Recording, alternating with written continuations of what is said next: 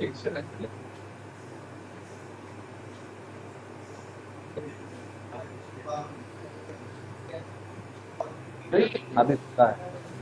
क्या होता है ना सबसे अंदर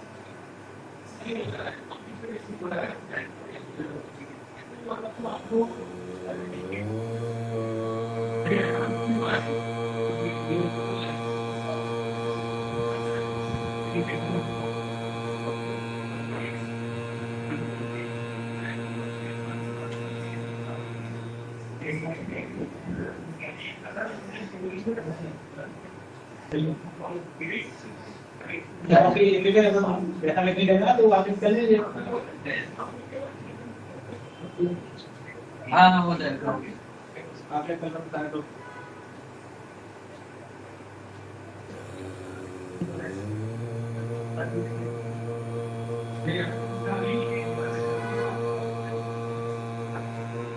अरे आपके पास और पिछले करोगे दूसरे को क्या क्या तो आपके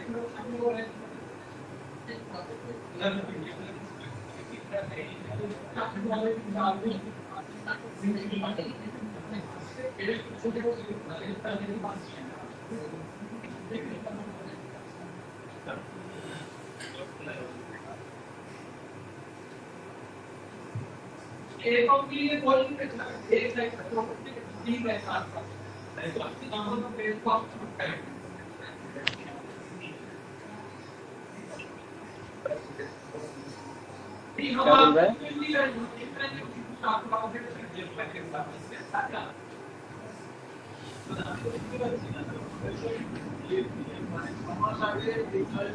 Hello.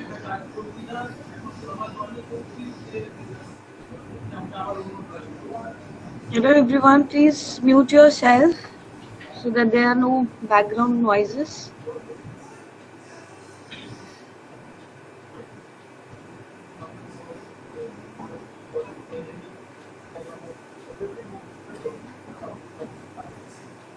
Example, Mr. Amit Kumar is here. Ma'am, Mr. Abhishek is there. Abhishek. Thank you, ma'am. From You switch on the camera. नमस्कार No, sir. Hello. Welcome, Abhishek. So, let me introduce Abhishek to you all. He is an international certified yoga teacher from Omkar Yogshala Rishikesh, and he is teaching and spreading health through ancient wisdom of yoga across India and USA for the last 14 years, and he'll be taking us to, a brief introduction to yoga, Ayurveda, and he'll be telling us how we can, keep ourselves healthy at home with simple remedies, right? And a little lifestyle changes. So I hope this session benefits you all. So please give us the feedback after the session is over. So it will take just 2 minutes of yours to provide us the feedback on this. And Nenpal, please take the attendance and screenshot for the same session. Right, ma'am. Definitely. Thank you. All right. Welcome, Abhishek. Thank you so much ma'am. मेरा नाम अभिषेक है, जैसे ma'am ने बताया, और मैं international certified yoga teacher हूँ, yoga alliance USA and Rishikesh से ओमकार योग। Hello, the sound is very disturbing and having echo effect. Sir किसी का अनम्यूट है क्या mic?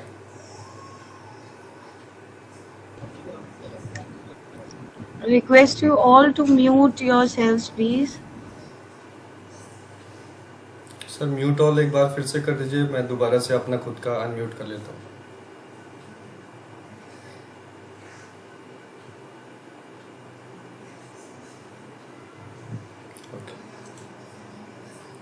Now is it clear? Nainpal sir, अगर वॉइस मेरी क्लियर आपको आ रही है तो आप मुझे Yes. सर थम्स अप करके Yes. Thank you sir. Yes. Sir बाकी सब लोग प्लीज म्यूट रखिए, अदरवाइज वॉइस क्लियर आएगी नहीं, एको होगी वॉइस। ओके, सभी लोग प्लीज अपने पास पेपर और पेन रख लीजिए, क्योंकि आज जो प्रेजेंटेशन होने वाली है ये अगर आपने ध्यान से देख लिया ये 1 घंटे की प्रेजेंटेशन, तो आपको लाइफ में कभी भी शायद डॉक्टर के पास नहीं जाना पड़े। और ये मैं नहीं कह रहा हूँ, ये हमारा जो एंशिएंट विजडम है आयुर्वेद का, वो ऐसा कहता है। मैं केवल उस प्राचीन ज्ञान को कन्वे करने के लिए आया हूँ आपके पास, और इस चीज़ को हम मोर देन 5000 लोगों पे इम्प्लीमेंट कर चुके हैं। सिविलियंस और आर्मी पर्सनल और आर्मी ऑफिसर्स पे भी हम ये चीज़ इम्प्लीमेंट कर चुके हैं। हमारे साथ लेफ्टिनेंट कर्नल आर्मी ऑफिसर हैं, वो भी आयुर्वेद के एक्सपर्ट हैं, वो अभी अवेलेबल इस टाइम पे नहीं हो पाए, इसलिए मैं प्रेजेंटेशन ले रहा हूँ। मैं योगा टीचर हूँ और वो आयुर्वेद के सर्टिफाइड न्यूट्रिशनिस्ट हैं। ये जो प्रेजेंटेशन अभी आपको देने वाले हैं हम, इसको बनाने में 10 से 14 साल लगे हैं, और ये न सिर्फ हमने 5000 से ज़्यादा लोगों को ठीक किया है, बल्कि ये हमने खुद की लाइफ पे भी ये इम्प्लीमेंट किया है। मैं खुद बहुत सीवियर डायबिटिक था, इंसुलिन पे था, मुझे रेटिनोपैथी था, मेरी आँख से दिखता नहीं था, 90% विजन नहीं था, और भी बहुत सारी चीज़ें थी जो सिर्फ इन रूल्स को फॉलो करने की वजह से और रूटीन को फॉलो करने की वजह से मैं ठीक हो गया।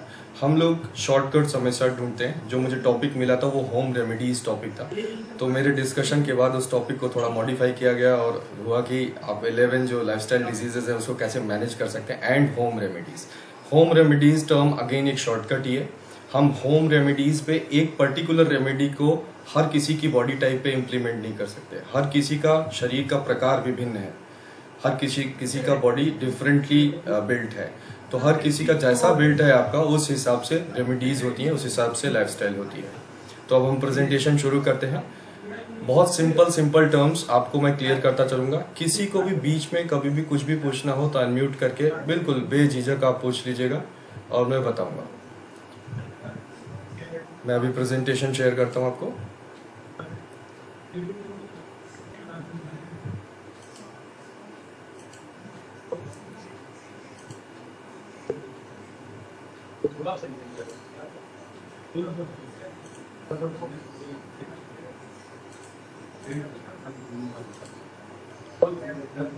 प्रेजेंटेशन दिख रही है, विजिबल है sir? Nainpal sir? Okay. Ayurveda, इस प्रेजेंटेशन का उद्देश्य क्या है? ये है क्या? आयुर्वेद आजीवन स्वस्थ रहने का विज्ञान बाय योग साधना एंड होलिस्टिक हीलिंग। योग साधना मेरा ऑर्गेनाइजेशन है, holistic healing lieutenant colonel Amit Kumar का ऑर्गेनाइजेशन है। इस आज के प्रेजेंटेशन का उद्देश्य क्या है? सर प्लीज म्यूट कर लीजिए आप सभी लोग।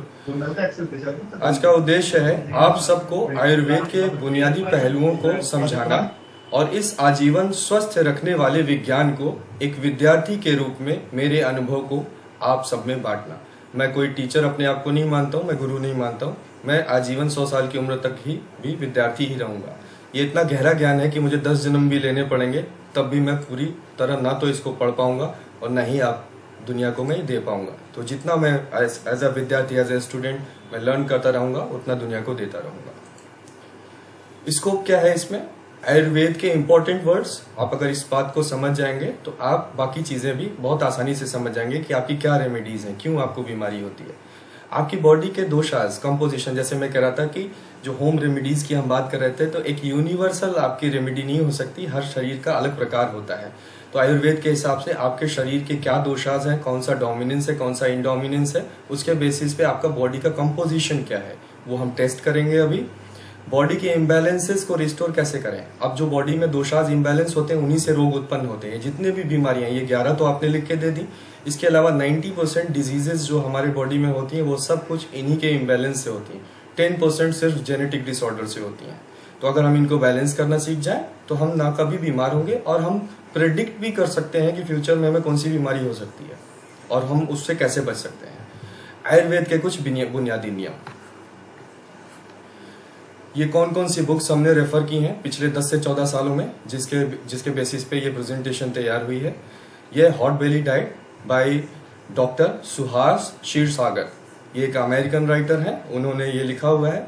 इसको हमने इंडियन इंग्रेडिएंट्स के ऊपर इसको चेंज किया है, सेम न्यूट्रिशन वैल्यू लेके इंडियन इंग्रेडिएंट्स ऐड किए हैं। इन्होंने यूएस के इंग्रेडिएंट्स पे लिखी है ये बुक। उसके बाद दूसरी बुक है Ayurveda life health and longevity by Robert E Svoboda. Third book है भारतीय चिकित्सा बाय डॉक्टर राजीव दीक्षित, इनका नाम सभी लोग जानते हैं। Ayurvedic cooking for all by Amadea Morningstar. Fifth है practice of Ayurveda by Swami Vivekananda, इनको भी सभी लोग जानते हैं। Everyday Ayurveda by doctor Bhaswati Bhattacharya. Next है nature care by HK Bakhru. फिर उसके बाद आयुर्वेद में कुछ पिलर्स हैं, जो ग्रंथ हैं जिनके ऊपर आयुर्वेद बेस्ड है, उसमें से है चरक संहिता, महर्षि चरक ने ये लिखा था और इसके 2 वॉल्यूम्स हैं। ये दोनों वॉल्यूम्स से ये रेफर किया गया है। इसके बाद महर्षि वाग्भट ने करीब 2500 साल पहले अष्टांग हृदयम लिखा था, और अष्टांग हृदयम भी आयुर्वेद के पिलर्स में से एक है, अष्टांग हृदयम से रेफर किया गया है। उसके बाद इनको भी सभी लोग जानते हैं, the ultimate Deepak Chopra collection, 16 volumes हैं। ये सारे के सारे 16 के 16 वॉल्यूम्स रेफर किए गए हैं। इसके अलावा और भी बहुत सारी बुक्स हैं, लेकिन ये मेन है। आयुर्वेद के इंपॉर्टेंट वर्ड्स, अब आपको अगर कुछ नोट डाउन करना हो तो नोट डाउन भी कर सकते हैं। हमारा शरीर जो है वो 5 तत्वों से मिलकर बना है, 5 एलिमेंट से मिलकर बना हुआ है। वायु, अग्नि, जल, आकाश या फिर आप अंतरिक्ष भी कह सकते हैं, और धरती या पृथ्वी। वायु तत्व आप जो सांस लेते हैं वो सांस आपके शरीर के भीतर जाके 5 विभिन्न वायु में विभक्त हो जाती है, जिसमें से प्राण वायु, अपान वायु, व्यान वायु, इसी तरह से श्यान वायु, 5 तरह की वायु होती है और सबका अलग अलग फंक्शन होता है आपको जिंदा रखने के लिए। फिर अग्नि आपके जो पेट में है, जठराग्नि है, आपके बॉडी का टेम्परेचर है, मेटाबॉलिज्म है, ये सब अग्नि तत्व है आपके शरीर का। आपके बॉडी में जो रक्त है, ब्लड है, और जो प्लाज्मा है, जो भी चीज लिक्विड है, फ्लूइड है, वो सब कुछ जल तत्व है। अंतरिक्ष या आकाश या स्पेस, जो खाली जगह है आपके शरीर के भीतर, वो आकाश तत्व है। पृथ्वी तत्व से आपके शरीर की त्वचा, मज्जा, अस्थियां, जो भी सॉलिड चीजें बनी हैं वो पृथ्वी तत्व से। तो इन्हीं 5 तत्वों से हमारा शरीर निर्मित हुआ है। इन 5 तत्वों के अलग अलग कॉम्बिनेशन से शरीर में 3 प्रकार के दोष होते हैं। इन दोषों का मतलब गलत नहीं है, इन दोषों का इम्बैलेंस होना बीमारी उत्पन्न करता है, और बैलेंस में रहते हैं तो सृष्टि का सृजन होता है, आपको एनर्जी मिलती है। वात जो दोष है वो ईथर एंड एयर, मतलब आकाश और वायु तत्व को मिलकर वात दोष उत्पन्न होता है। पित्त दोष फायर एंड वाटर, अग्नि और जल तत्व को मिला के पित्त दोष बनता है। और कफा दोष बनता है वाटर एंड अर्थ एलिमेंट, पृथ्वी और जल तत्व को मिला के कफा दोष बनता है। और कुछ और इंपॉर्टेंट वर्ड्स जो आपको जानने जरूरी है। अग्नि आपकी जो डाइजेस्टिव फायर है, आपकी जो पाचन अग्नि है, यानी कि जो अम्ल का रिसाव आपके लीवर से होता है और गॉल ब्लैडर में जाता है, वहां से इंटेस्टाइन में जाता है, स्टमक में जाता है, जिससे आप जो भोजन करते हैं वो पचता है। वो पचने के बाद आपको ऊर्जा का अनुभव होता है, आपको ऊर्जा मिलती है। हम भोजन किस लिए करते हैं? ऊर्जा के लिए करते हैं। तो वो भोजन से ऊर्जा कैसे मिलती है? इसी अग्नि की वजह से मिलती है। तो efficiency of our body engine, भोजन को पूर्ण रूप से एक पॉजिटिव ऊर्जा में कन्वर्ट करने की क्षमता को अग्नि कहते हैं। ओजस, जब हम भोजन करते हैं तो भोजन अगर पूर्ण रूप से डाइजेस्ट होता है, पूरी तरह से अगर पच जाता है, तब आपके बॉडी में एक पॉजिटिव एनर्जी जनरेट होती है, उसको ओजस कहते हैं। आपको जिंदा रखने के लिए फिजिकली, मेंटली, स्पिरिचुअली, मोरली, हर तरह से एनर्जेटिक और हेल्दी बनाए रखने के लिए जो एनर्जी रिक्वायर्ड है उसे ओजस कहते हैं। ओजस यवन का प्रतीक है, एक मजबूत अग्नि से उत्पन्न हुई पॉजिटिव ऊर्जा है। और अमा क्या है? अमा इसका विपरीत है। जब आपका जो भोजन है वो प्रॉपरली डाइजेस्ट नहीं होता है तो ओजस कम बनता है या नहीं बनता है, तब वेस्ट बनता है और अमा बनता है। अमा एक दूसरे तरह का सब्सटेंस है या निगेटिव एनर्जी समझ लीजिए है, जो बीमारियों का कारण है। डिपॉजिट्स, अग्नि के कमजोर होने पर शरीर में उत्पन्न हुए डिपॉजिट्स अमा है। चरक संहिता के अनुसार 103 प्रकार के अमा होते हैं शरीर में, जो विभिन्न अंगों में जाके विभिन्न प्रकार की बीमारियां उत्पन्न करते हैं। आप अगर मॉडर्न साइंस में बात करें तो आप टॉक्सिन्स बोल सकते हैं अमा को, लेकिन टॉक्सिन बहुत छोटा वर्ड है। अमा का कोई इंग्लिश वर्ड होता नहीं है, ओजस का भी नहीं होता है। अमा के रूप जो आपने बीमारियां 11 लिख के भेजी थी, उससे भी कहीं ज्यादा चीजें अमा से होती हैं। ये कुछ एग्जाम्पल्स हैं, बाकी जितनी भी चीजें आप जानते हैं वो सब कुछ अमा की ही वजह से होता है। Cholesterol, triglycerides, blood pressure, obesity, asthma, type 2 diabetes, gall bladder stones, kidney stones, blood, urea, uric acid, rheumatoid factors, arthritis, tumours, cancer, depression, bacterial infections, ये सब कुछ अमा के रूप हैं। ओजस आपकी बॉडी की इम्यूनिटी, स्ट्रेंथ और रेजिलियंस, ये सब कुछ ओजस है। अष्टांग हृदय में लिखा गया है, the guiding entity for the living being is the ojas. और अष्टांग हृदय में फर्दर और एक्सप्लेन किया गया है कि ओजस जब कम होता है, गिरता है ओजस, तो उसके 3 लेवल्स होते हैं। और जो लास्ट पहला होता है, कुछ लक्षण नजर आते हैं, फिर बीमारियां नजर आती हैं।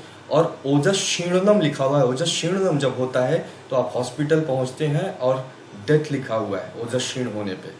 यानी कि ओजस से ही हमारे शरीर में जो जीवन है वो चलता रहता है। ओजस जब कम होता है हम बीमार होते हैं और डेथ भी हो सकती है। चरक संहिता में लिखा हुआ है, ojas is that which binds the 4 things in a living human body, living human being.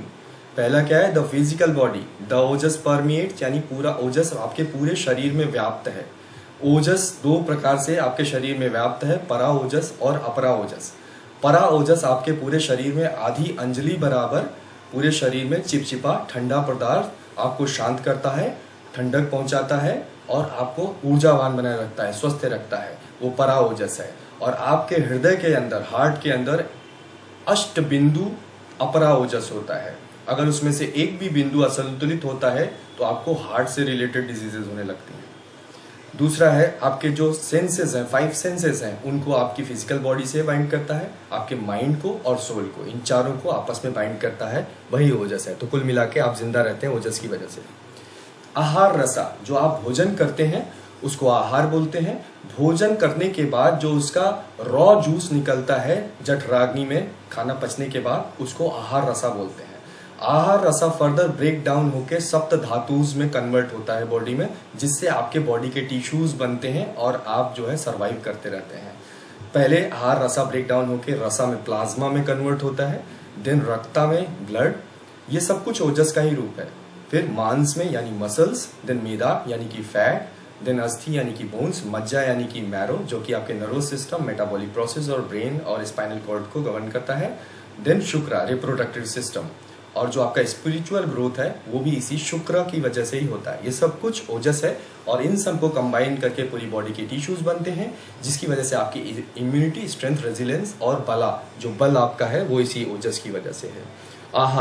आहार किस प्रकार से हमारे स्वास्थ्य को, हमारा स्वास्थ्य आहार पे कैसे निर्भर करता है? आयुर्वेद ये कहता है कि if diet is wrong medicine is of no use, if diet is correct medicine is of no need. अगर आपका भोजन सही है तो आपको कभी मेडिसिन की आवश्यकता नहीं पड़ेगी, और अगर आपका भोजन गलत है तो मेडिसिन की आप जो मेडिसिन ले रहे हैं वो भी किसी काम की नहीं होगी। इम्यूनिटी इज, ये चरक संहिता में लिखा है, immunity is not based on artificial means. Artificial means जो आप जो पिल्स लेते हैं, जो इंजेक्शंस लेते हैं, वैक्सीन्स लेते हैं, उसके ऊपर इम्यूनिटी बेस्ड नहीं है, बल्कि आपके फूड न्यूट्रिशन के ऊपर इम्यूनिटी, आप अंदर से इंटरनली अपना आप न्यूट्रिशन वैल्यू के ऊपर ही आपकी इम्यूनिटी बनती है ओजस की वजह से। Hello sir. जी सर। जस्ट मैंने हमको एक चीज पता है, ये जो ओजस जो बोल रहे हैं आप जी, एक्चुअली कैसे बनता कैसे है? अभी सर आगे जब आएंगे तो अभी आपका टेस्ट करेंगे कि आपका ओजस कितना है, अमा कितना है। अमा का जब नहीं, टेस्ट पेज कर, सर पेज नंबर 5 में आप कुछ बोला था ना, एक बार थोड़ा सा दिखाएगा पेज नंबर 5? ये sir page number 5 this is sir page number 5। या दैट ये- इज द वाता पित्ता एंड कप्ता। ओ 5 वाला, ये 5 है सर, वाता नहीं, पित्ता इसका एंड पहले कफा। 4 वाला। ये 4 है सर, बुक्स हाँ, है, हाँ, हाँ, बुक्स है सर वाता ये। पित्ता एंड कफा, वो जो लिखा है ना। हाँ ये सर वाता पित्ता एंड कफा अब आ गया। हाँ, जी। इसमें क्या मतलब हमको मतलब पूरा वर्ड तो पता नहीं हुआ। आप जो बोला अर्थ एंड एयर मिला के जो भत्ता होता है, जी और ये जो फायर एंड वाटर मिला के जो हम लोग जो पित्ती बोलता है, जी। और काफा मीन्स क्या? कफ? नहीं कफ, वो आप जो कफ समझ रहे हैं वो म्यूकस है सर, ये क्या है? अभी आएंगे सर। कफा मीन्स आपकी जो आपका जो शरीर है, आपके शरीर में जो त्वचा है, आपकी जो हड्डियां हैं, जो मांसपेशियां हैं, ये सब जो है कफा से बना हुआ है, वाटर एंड अर्थ एलिमेंट से बना हुआ है, दैट इज कफा। ओके ओके, तो अभी हम आगे आएंगे, आपको पूरा क्लियर हो जाएगा सर। मैं समझ रहा हूँ अभी जो है ओवर हो रहा होगा, लेकिन बम्बार्डमेंट जो है अभी सब क्लियर हो जाएगा, सारे बादल छट जाएंगे, आप बिल्कुल निश्चिंत रहिए। और उसके बाद भी अगर क्लियर ना हो तो मैं यहीं पे हूँ सर, अगर आपके पास टाइम है तो मैं 2 घंटे भी बताता रहूंगा। ओके, नो ठीक है यू सर, प्लीज कंटिन्यू। जी जी, थैंक यू सर। अब जो हम आहार ग्रहण करते हैं, यानी कि जो भोजन ग्रहण करते हैं, ये पंच महाभूता जो हमने शुरू में फर्स्ट सेकंड पीपीटी या 5th पीपीटी में देखा कि आपका जो शरीर है वो पृथ्वी, जल, अग्नि, वायु और आकाश से बनता है। ठीक, जो भोजन होता है उसमें 6 स्वाद होते हैं, स्वीट, सार, साल्टी, बीटर, पंजेंट एंड अस्ट्रिंजेंट। जो ये 6 टेस्ट होते हैं, ये अलग अलग टेस्ट आपके 3 प्रकार के दोषास को या तो बैलेंस करते हैं या इम्बैलेंस करते हैं, या घटाते हैं या बढ़ाते हैं। ठीक है, तो इस प्रकार से हम जो भी भोजन, जिस प्रकार का भोजन करते हैं, वो हमारे दोषास को बैलेंस या इम्बैलेंस करता है, और दोषास से आपके बॉडी के टिश्यूज जो है वो इन्फ्लुएंस होते हैं। तो जब बॉडी के टिश्यूज इन्फ्लुएंस होते हैं तो आपका फूड मेडिसिन भी हो सकता है या स्लो पॉइजन भी हो सकता है, दो में से एक ही प्रकार का भोजन हो सकता है। तो इस प्रकार से आहार आपके स्वास्थ्य को निर्धारित करता है। अब उसके बाद जो ये हमने प्रेजेंटेशन देख ली, सॉरी ये वाला स्लाइड हमने देख ली, if diet is wrong medicine is of no use. अब हम इस पे आते हैं जो आप सर क्वेश्चन पूछ रहे थे। अब आप अपने आप को चेक करिए, साइंस ऑफ ओजस और साइंस ऑफ अमा। ओजस मीन्स पॉजिटिव एनर्जी, अमा मीन्स टॉक्सिन्स। अगर यू फील रेस्टेड, यानी सो के उठने के बाद आप रेस्टेड फील करते हैं, रिलैक्स फील करते हैं, तो आपका ओजस ज्यादा है। अगर it's hard to get off bed, बिस्तर से उठने का मन ना करे सुबह जब सो के उठना हो, और आप सो के उठने के बाद भी रेस्टेड फील ना करें, थके हुए महसूस करें, भारीपन महसूस हो, तो साइन ऑफ अमा है। अगर ओजस ज्यादा होगा तो your skin is healthy, radiate करेगी आपकी स्किन, ग्लो करेगी, और स्किन हेल्दी होगी, एक तेज होता है चेहरे पे, वो पता चलेगा। और अगर आपका अमा ज्यादा है तो you have a tired look, थकान सी महसूस होगी हमेशा। अमा ओजस ज्यादा है तो you have clean breath and a pink tongue. Even जब आप ब्रश करने भी जाते हैं, जब ओजस ज्यादा होता है तो आप जब टंग को क्लीन करते हैं तो कुछ भी निकलता नहीं है, बहुत कम वाइट एलिमेंट निकलता है। अगर आपके बैड ब्रेथ है और जो टंग है वो हमेशा या सुबह भी कोटेड, बहुत ज्यादा आपका कोटेड वो व्हाइट या येलो पोर्शन निकलता है, अगर येलो निकलता है तो फिर तो बहुत ज्यादा अमा बन रहा है, व्हाइट निकलता है तो भी ज्यादा बन रहा है, और बहुत कम निकले या बिल्कुल कुछ नहीं, पानी पानी निकले, तो समझ लीजिए ओजस बन रहा है बहुत ज्यादा, पूरा प्रॉपर ऑप्टिमम डाइजेशन हो रहा है आपका। ये बहुत बड़ा साइन है ये। फिर उसके बाद नेक्स्ट है you have a strong appetite, ये सेल्फ एक्सप्लेनेटरी है, you have a dull appetite अगर अमा है तो। नेक्स्ट है you feel centred during your day, अगर आपका ओजस ज्यादा है तो आप सेंटर्ड फील करते हैं, अगर आपका अमा ज्यादा है you feel fatigued and heavy, आपको दिन बिताना मुश्किल हो जाता है। नेक्स्ट है ओजस ज्यादा है तो योर डाइजेशन इज स्ट्रॉन्ग, अगर अमा ज्यादा है तो you have sensitive digestion, bloating and sluggish elimination. अगर इसमें कुछ एक्सप्लेन कभी कुछ करना हो तो अनम्यूट करके प्लीज पूछिएगा। नेक्स्ट है ओजस है your body feels robust and pain free, अगर अमा ज्यादा है you have generalised pain. What is generalised pain? कभी आपके सर में दर्द हो रहा है, कभी आपको सर्वाइकल पेन हो रहा है, कभी कमर में दर्द हो रहा है, कभी घुटने में दर्द हो रहा है, कभी काफ में, कभी थाइज में, कभी हिप्स में, आपके बॉडी में बदल बदल के जगह पेन हो रहा है, दैट इज जनरलाइज्ड पेन, अलग अलग दिन में, अलग अलग टाइम पे, तो अमा बहुत ज्यादा बन रहा है आपके अंदर। नेक्स्ट है you feel energised and optimistic, अगर ओजस ज्यादा है तो। अगर अमा ज्यादा है, you have difficulty realising your intentions, आपको अपने इंटेंशन ही रियलाइज नहीं होते, बड़ा मुश्किल होता है अगर अमा ज्यादा है तो। ओजस ज्यादा है तो योर माइंड इज क्लियर। अगर अमा ज्यादा है, योर सफर फ्रॉम डिप्रेशन, कभी कभी भी हो सकता है, हमेशा भी हो सकता है ये डिप्रेशन अगर अमा ज्यादा है तो। नेक्स्ट है यू रेयरली गेट सिक, अगर ओजस ज्यादा है तो। और अमा ज्यादा है तो प्रोन टू इन्फेक्शंस, आपके पूरे हॉल में अगर कोई छींक रहा होगा तो सबसे पहले कोई इन्फेक्ट होगा तो वो आप होंगे, अगर अमा ज्यादा होगा तो। आप बहुत फ्रीक्वेंटली बीमार पड़ते हैं, एलर्जी वगैरह आपको बहुत जल्दी हो जाती है। अब आप पेपर पेन उठा लीजिए, ये टेस्ट है आपका, अमा का टेस्ट है। ये आप मुझसे शेयर करके मेरे से डिस्कस भी कर सकते हैं, या आप जो है अपने पास भी इसको रख सकते हैं अगर मेरे से डिस्कस नहीं करना है तो। इसमें 10 क्वेश्चंस हैं। 10 क्वेश्चन में अगर आप इससे पे एग्री नहीं करते हैं, बिल्कुल डिनाई करते हैं, डजंट अप्लाई है, तो 0 मार्क्स दीजिएगा। बहुत ध्यान से सुनिएगा। अगर सम टाइम्स अप्लाई है, ये कभी आपके साथ होता है और कभी नहीं होता है, तो 3 मार्क्स दीजिएगा। ऊपर लिखा भी हुआ है सब। और अगर स्ट्रांगली अप्लाइज है, हमेशा होता है ये अप्लाई, तो 5 मार्क्स दीजिएगा। पहला पॉइंट है my body feels clogged sometimes, for example constipation और कंजेशन। अब अपने हिसाब से मार्क्स दे दीजिए। कुछ पूछना हो, समझ में नहीं आया हो तो अनम्यूट करके पूछ लीजिएगा, ये बहुत इंपॉर्टेंट स्लाइड है। नेक्स्ट, ये मार्क्स जो बोल रहे हैं ना जी सर। सर, ये जो मार्क्स बोल रहा है, ये 0 to 5 जो बोल रहा है, जी, मतलब for doesn't apply 3 doesn't apply 0 and 3 is for the some types of the application. Correct sir, right, 5 is okay. No issue. yes sir. So first is my body feels clogged sometimes, for example constipation or congestion. Second point, I often feel gassy and bloated or get heartburn. Heartburn मतलब heart attack नहीं, heartburn मतलब gas की वजह से, acidity की वजह से जो सीने में जलन होती है, that is heartburn. तो ये और है, एंड आपका गैसी एंड ब्लॉटेड है, और गेट हार्टबर्न, इनमें से कुछ भी होता है तो अपने हिसाब से मार्क दे दीजिए। डजंट अप्लाई, समटाइम्स और स्ट्रांगली, अपने हिसाब से। Next, I sometimes wake up with a heartburn. जब आप सो के उठते हैं तब भी आपको वो एसिड रिफ्लेक्स की वजह से हार्टबर्न फील होता है। Next, I have low energy. Next, I often feel dull, heavy, lethargic, and unmotivated. I don't have a passion for life like I used to. मैं डल, हैवी, लिथार्जिक, अनमोटिवेटेड फील करता हूँ, जैसा मैं पहले passionate रहता था लाइफ को लेकर के, अभी वैसा नहीं फील करता हूँ। Sometimes doesn't apply, sometimes apply और स्ट्रांगली अप्लाई, अपने हिसाब से मार्क्स दीजिए। Next, I often have to clear my throat because I feel mucusy. अब सर जो आप पूछ रहे थे कफा, ये म्यूकसी मतलब ये वो कफा है जो आप पूछ रहे थे।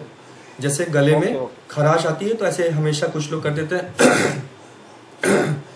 तो अगर ऐसा करना पड़ता है आपको बार बार, तो अगर समटाइम्स है या डजंट अप्लाई है, स्ट्रांगली, अपने हिसाब से मार्क्स दे दीजिए। Next, It's hard for me to get through my day because I get tired. आप दिन के आधे में ही थक जाते हैं और बड़ा मुश्किल हो जाता है दिन को पूरा करना आपके लिए। Next, I frequently feel dull and depressed. I am unhappy. Doesn't apply, sometimes apply, strongly apply. Next, It's hard for me to taste food without adding salt. जो हर एक इंग्रेडिएंट का एक नेचुरल टेस्ट होता है, वो टेस्ट बिना salt के आपके लिए मुश्किल होता है टेस्ट को एंजॉय कर पाना अपने फूड के। अगर ऐसा है, अगर स्ट्रांगली अप्लाई है तो 5, sometimes 3, doesn't apply 0। Next, I deal with health issues chronically. Chronically means कभी किडनी की प्रॉब्लम हो गई, कभी लिवर में स्वेलिंग आ गई, कभी हार्ट की प्रॉब्लम, कभी माइग्रेन पेन होने लगा, कभी साटिका पेन होने लगा, डायबिटीज हो गया, हाइपरटेंशन हो गया. क्रॉनिकली मतलब बॉडी के डिफरेंट ऑर्गन्स में अलग अलग इश्यूज उठना. अब ऐड कर लीजिए सारे पॉइंट्स.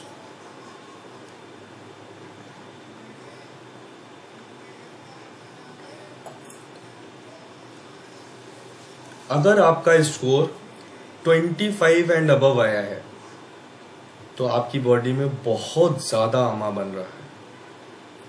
आपको इमीडिएटली डेटॉक्स, आयुर्वेदिक डेटॉक्स की जरूरत है. और एक हमारा मील प्लान है, 35 डेज का मील प्लान है जिससे हम क्योर करते हैं, उस पर स्विच करने की जरूरत है आपको. अगर आपका मॉडरेट आता है 15 to 25 तो आप थोड़े बहुत लाइफस्टाइल चेंजेस अपने करके ठीक हो सकते हैं, फिट हो सकते हैं. 25 एंड अबव है तो ऑलरेडी आपके अंदर बहुत सारी बीमारियां आ चुकी होंगी.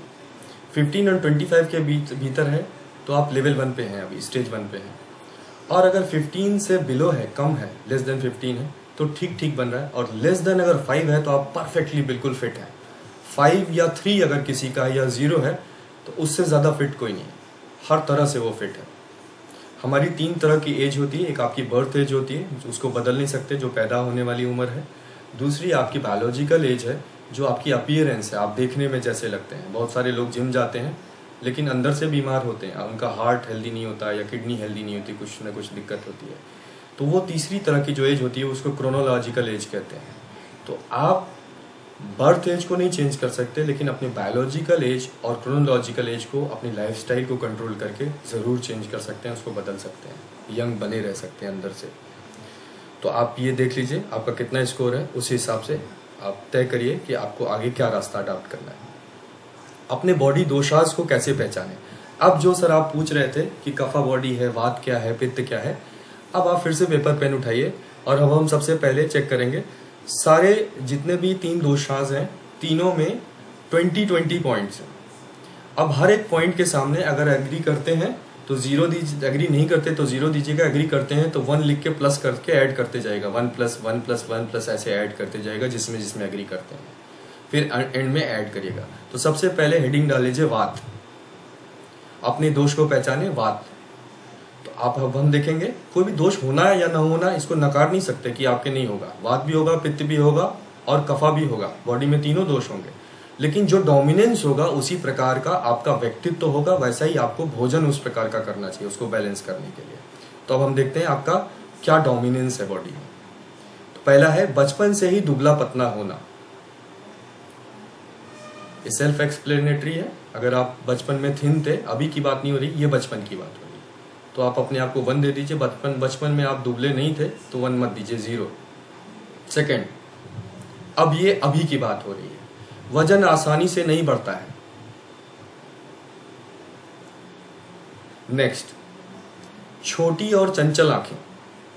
चंचल आंखें मतलब नॉन स्टेबल आईज, मतलब आंख कभी इधर देख रहे हैं कभी उधर देख रहे हैं. छोटी और चंचल आंखें, पलक झपकाते जा रहे हैं बार बार, चंचल आंखें. नेक्स्ट, परिवार के बाकी सदस्यों के तुलना में डार्कर या सांवला रंग होना. नेक्स्ट, रफ और ड्राई स्किन और हेयर. आपके बाल, स्किन रफ और ड्राई होना. नेक्स्ट, भूख कभी लगती है कभी नहीं लगती. नेक्स्ट, कभी कभी कॉन्स्टिपेशन की शिकायत. 8th पॉइंट, गैस की समस्या. 9th पॉइंट, रूटीन को फॉलो करना मुश्किल होता है. 10th पॉइंट, आपको क्रिएटिव हॉबीज पसंद है. 11, आपके दिमाग में हर वक्त नए आइडियाज और चिंताएं आती रहती हैं. बहुत सारे थॉट्स आते हैं और बहुत सारे विचार और चिंताएं आती रहती हैं. आइडियाज भी बहुत आते हैं, ख्याली पुलाव पकाते रहते हैं. नेक्स्ट, 12th पॉइंट, आपको हर वक्त एक्टिव रहना पसंद है और हर काम बहुत जल्दी जल्दी संपन्न कर लेते हैं। नेक्स्ट, स्ट्रेस आने पर आपको डर या एंजाइटी फील होता है। स्ट्रेस आने पे आपका जो फर्स्ट रिएक्शन होता है वो डर का या एंजाइटी का होता है। नेक्स्ट, आपको सपने याद नहीं रहते हैं। नेक्स्ट, आपको बीमार होने पर अक्सर बदन में दर्द, इनडाइजेशन या बेचैनी रहती है।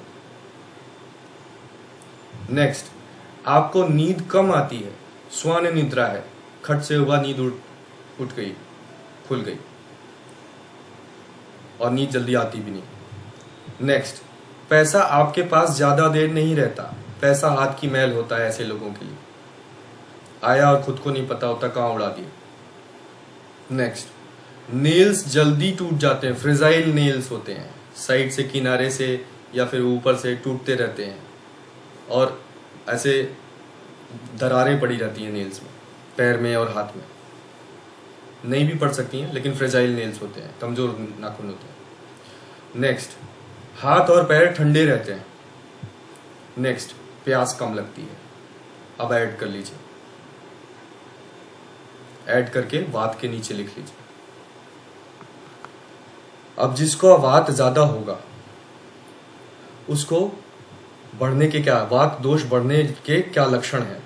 स्किन और हेयर में ड्राइनेस, जॉइंट में pain, arthritis, lower back pain, sciatica pain, paralysis and nerve pain, dryness internal, इससे क्या क्या होता है? Bloating, gas, constipation, dehydration, weight loss, asthma. Dryness and lightness of mind, इससे क्या क्या होगा? बेचैनी, सर चकराना, मतलब कभी कभी चक्कर आता है जो, एंजाइटी, बातें भूलने की शिकायत, नाम भूल जाना, पिन कोड, पासवर्ड भूल जाना, चाबी रख के भूल जाना, अल्जाइमर्स डिजीज, माइग्रेन। इसके अलावा और भी बहुत सारी चीजें हो सकती है वात बढ़ने से, जैसे एक्सीडेंट की संभावना बहुत ज्यादा होती है अगर वात आपका ज्यादा है तो। हाथ पैर आप हिलाते रहते हैं अगर वात ज्यादा है, एक जगह टिकते नहीं, हाथ पैर भी कुछ ना कुछ हिलाते रहेंगे, आंखें हिलाते रहेंगे, बेचैनी रहेगी। नींद न आने की, इंसोम्निया, वात बढ़ने के ये भी लक्षण है, नींद न आने की बीमारी, और भी बहुत सारी चीजें होती हैं वात बढ़ने से। तो ये वात बढ़ने के लक्षण है। ये हो सकता है हो, या हो सकता है अगर वात आपका ज्यादा है तो आने वाले समय में होने की संभावना है आपके अंदर। वात दोष को कैसे बैलेंस करें? वात दोष कम करने वाले भोजन को ग्रहण करें। अभी आप मुझसे पूछेंगे कि कौन सा भोजन होता है वात दोष को कम करने वाला, तो जब मैं ये पीपीटी आपको भेजूंगा, इस पीपीटी में एंड में ये जितने भी ग्रंथ हैं उन सबका सार लेके, जितने भी इंडियन इंग्रेडिएंट्स है वो सारे हमने स्पेसिफाई किए हैं, चार्ट बनाया हुआ है कि वात अगर आपका डोमिनेंस है तो क्या खाना चाहिए, क्या नहीं खाना चाहिए, पित्त डोमिनेंस है तो क्या खाना चाहिए, क्या नहीं, इसी तरह से कफा में भी। तो हमने फ्रूट्स कौन से खाने चाहिए, वेजिटेबल्स, पल्सेस कौन सी खानी चाहिए, ग्रेन्स कौन से खाने चाहिए, हर एक तरह की जितनी भी चीजें, स्पाइसेस कौन सी खानी चाहिए, कौन सी नहीं खानी चाहिए, हर एक इंग्रेडिएंट को कैटेगराइज किया है, स्पेसिफाई किया हुआ है। आप उसको चूज करेंगे तो आप हेल्दी रहेंगे अपने डोमिनेंस, बॉडी डोमिनेंस के हिसाब से।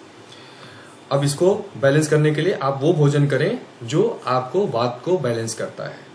अभ्यंगम, अभ्यंगम जो सेल्फ ऑयलिंग होता है उसको अभ्यंगम कहते हैं। आयुर्वेद की बहुत इंपॉर्टेंट क्रिया है और वात दोष को बैलेंस करने के लिए बहुत इंपॉर्टेंट है ये। अभ्यंगम की मेरी अलग से 60 मिनट्स की क्लास होती है। आप अगर आपके पास टाइम नहीं है तो आप यूट्यूब पे अभ्यंगम टाइप करिएगा, आपको अभ्यंगम की बहुत सारी डिटेल्स मिल जाएंगी। अभ्यंगम जो है कैसे सेल्फ ऑयलिंग करते हैं। आप जिस जोग्राफिकल लोकेशन में रहते हैं, मेरे ख्याल से आप लोग गुड़गांव में हैं, तो आप लोग गर्म जगह पे रहते हैं, गर्म और हवादार जगह पे रहते हैं। तो ऐसी जगह पे जो लोग रहते हैं उनको सिर के ऊपर, गले के ऊपर गर्मी के दिनों में भी और जाड़े गर्मी के दिनों में सिर से लेके पैर तक नारियल के तेल से आपको करना चाहिए।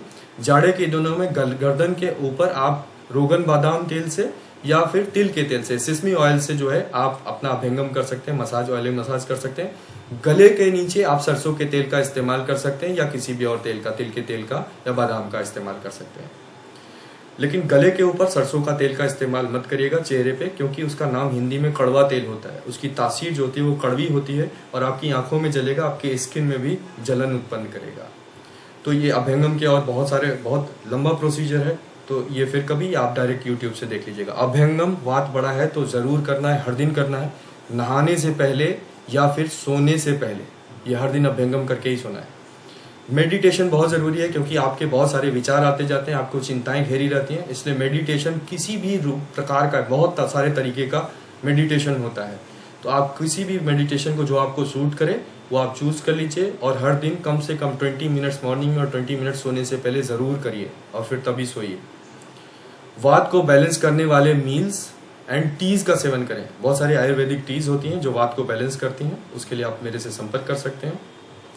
ठंडे खानों का सेवन कम करें और गर्म खाद्य या पेय चीज़ों का सेवन अधिक करें। अगर आप रेफ्रिजरेटेड फूड या रेफ्रिजरेटेड वाटर का पीते हैं तो आप जहर पी रहे हैं, आपका वात बहुत बढ़ेगा। रेफ्रिजरेटेड फूड और वाटर कभी डाइजेस्ट होता ही नहीं है किसी भी बॉडी में, वात में ही नहीं, किसी भी प्रकार के शरीर में डाइजेस्ट नहीं होता है। रेफ्रिजरेटेड जो वाटर है होता है उसका टेम्परेचर 4 डिग्री सेल्सियस होता है, आपकी बॉडी का टेम्परेचर 37 डिग्री सेल्सियस है। जब 4 डिग्री सेल्सियस की चीज़ को आप अपनी बॉडी में जाएंगे तो जो पहले से ही आपकी मंदाग्नि है, मंदाग्नि मतलब स्लो लो फ्लेम है, डाइजेस्टिफायर लो है, वो पहले से ही पचा नहीं रही, यमा क्रिएट कर रही है, और उसमें आपने और ठंडा पानी डाल दिया तो आप अपनी ऊर्जा को नष्ट करेंगे, एनर्जी को वेस्ट करेंगे उस 4 डिग्री को 37 डिग्री पे लाने में। आपकी अग्नि और वीक हो जाएगी और आप और बीमार होंगे और अमा क्रिएट होगा। तो गर्म चीज़ों का सेवन करें या गुनगुनी चीज़ों का सेवन करें जो वात बढ़ा है जिसका, और ठंडा पानी कोई भी ना पिए। कच्चे और बिना पकाए हुए भोजन को अवॉइड करें, ये वात वालों के लिए है, यानी कि बहुत ज़रूरत से ज़्यादा सलाद वगैरह ना खाएं, उससे आपका इंडाइजेशन होगा, वात बढ़ेगा। वात वाले फास्टिंग ना करें। फास्टिंग करने के बहुत सारे प्रकार हैं, ये भी एंड में मैं बताऊंगा। वात वालों के लिए फास्टिंग का अलग तरीका होता है। वात वालों को फास्टिंग जो है, आपको अपनी मील को सुबह 7 बजे से लेकर शाम के 6 बजे के बीच में फिनिश करना होता है, जो आपका हार्ड फूड होता है, जो मेन मील्स होते हैं, और उसके बाद आपको 12 to 14 आवर्स की आप इंटरमिटेंट फास्टिंग रात भर की रख सकते हैं। ये वात शरीर वाले कर सकते हैं, बाकी कोई सी भी और फास्ट ना करें वात वाले। गर्म पानी या स्टीम बाथ लें, ठंडे पानी से नहाने की जगह गर्म पानी या स्टीम बाथ लें, इससे वात कम होगा आपका। लेकिन नहाने से पहले अभ्यंगम बहुत जरूरी है अदरवाइज। और इसके अलावा एक चीज और बताता हूँ, आप देसी गाय का A2 काऊ का देसी घी 1 टीस्पून हर मील में खाएं। जिसका वात ज्यादा है वो देसी घी जरूर खाए, गाय का, भैंस का नहीं। भैंस का देसी घी आपको पचेगा नहीं, राजसिक होता है। देसी गाय का घी वो भी 1 टीस्पून बस, इससे ज्यादा नहीं हर मील में, किसी भी प्रकार से रोटी में लगा के, दाल में डाल के, सब्जी में, कैसे भी खाइए, लेकिन जरूर खाइए। आपको अभ्यंगम शरीर में ऊपर से भी ऑयलिंग करनी है और अंदर से भी आपको ड्राइनेस है तो अंदर से भी ऑयलिंग करनी है। तो ये हो गया वात। अब आते हैं अपने दोष को पहचाने, पित्त। पित्त लिख लीजिए और पॉइंट देना शुरू करिए। पित्त दोष बनता है जल तत्व और अग्नि तत्व से। पहला, बचपन से मध्यम आकार का शरीर। मध्यम आकार मतलब स्ट्रॉन्ग बिल्ट है, गठीला शरीर है, न मोटे थे न पतले थे, सुडौल शरीर था। दूसरा, अब ये अभी की बात हो रही है, आपके लिए वजन बढ़ाना और घटाना आसान है जब आप उस पर ध्यान दे देते हैं। आप जब भी एक्सरसाइज करना शुरू कर देते हैं या डाइट को प्रॉपरली फॉलो करते हैं तो आप घटा भी सकते हैं, वजन बढ़ा भी सकते हैं। नेक्स्ट, ऑयली स्किन है और ये हेयर है। नेक्स्ट, परिवार के बाकी सदस्यों के तुलना में आपका फेयर या गोरा होना, लेकिन जब आप धूप में जाते हैं तो सनबर्न बहुत आसानी से आपको हो जाता है, सनबर्न की शिकायत। नेक्स्ट, हेयर फॉल और जल्दी सफेद होना, बाल आपका जल्दी सफेद हो जाता है। अब जल्दी की क्या डेफिनेशन है, मतलब 40s में ही आते आते या 30s में आते आते आपके बाल सफेद होने शुरू हो गए और जल्दी झड़ने शुरू हो गए, ये पित्त का लक्षण है। नेक्स्ट, आपको ठंडी जगह और खुली हवा वाली जगह हमेशा पसंद है। नेक्स्ट, खाना मिस हो जाने या लेट हो जाने पर बेचैनी या गुस्सा आता है, चिड़चिड़ मचती है आपको अगर खाना मिस हो जाए या लेट हो जाए तो, बर्दाश्त नहीं होता खाना मिस होना। नेक्स्ट, पाचन प्रक्रिया अच्छी है। नेक्स्ट, खुद से बनाया गया रूटीन आपको पसंद है। वात वाले को रूटीन पसंद नहीं होता है, पित्त वाले को अपना बनाया रूटीन पसंद होता है। नेक्स्ट, आप एक अच्छे लीडर हैं और सबके लिए आगे आने में विश्वास रखते हैं, लेकिन कई बार ओवर क्रिटिकल भी हो जाते हैं क्योंकि अग्नि तत्व ज्यादा है तो आप बहुत एग्रेसिव हैं, तो लीडर बनने के चक्कर में कई बार आप ओवर क्रिटिकल भी हो जाते हैं, जरूरत से ज्यादा एग्रेशन दिखा देते हैं। नेक्स्ट, आपकी याददाश्त बहुत अच्छी है और आसानी से बातें भूलते नहीं हैं। नेक्स्ट, आपको गेम्स या कॉम्पिटिशन्स में पार्टिसिपेट करना बहुत पसंद है। नेक्स्ट, आप अपने विचारों को व्यक्त करने में हिचकिचाते नहीं हैं।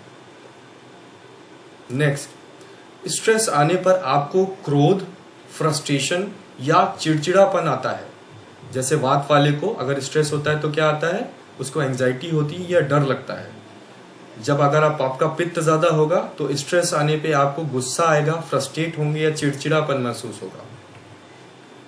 नेक्स्ट, आपके सपने आपको याद रहते हैं और वो भी कलरफुल सपने होते हैं। आपके ब्लैक एंड व्हाइट सपने नहीं होते, आपके कलरफुल सपने होते हैं। नेक्स्ट, आपको यार आपका वो शीट दिखाई नहीं दे रहा है।